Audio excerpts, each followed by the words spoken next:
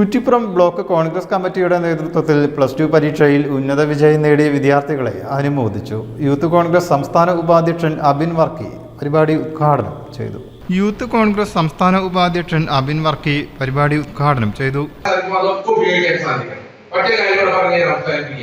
അറിവുണ്ടായതുകൊണ്ട് മാത്രം ഒരാളും തികഞ്ഞവരാകില്ല എന്നുള്ളത് നമുക്ക് ഒടുവിലത്തെ സംഭവങ്ങൾ കൊണ്ട് അറിയാം. ഈ നാട്ടിൽ നമ്മൾ മുൻപ് കേട്ടുപരിചയിച്ചിട്ടില്ല.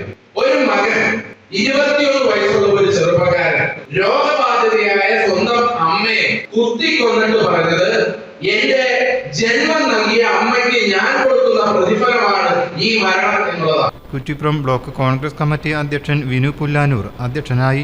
DCC secretary PCA Noor, DKTF ജില്ലാ അധ്യക്ഷൻ KV Unnikrishnan, advocate Mujeeb Kolakkad, Pasiyoli Gurukulam managing director K Althaf, Jafar Sadiq, Madathil Sreekumar, KT Siddique, MT Azeez, P Abdurahman, P Rajan, KT Moidu, KK Mohanakrishnan, Binesh Mankeri എന്നിവർ സംസാരിച്ചു.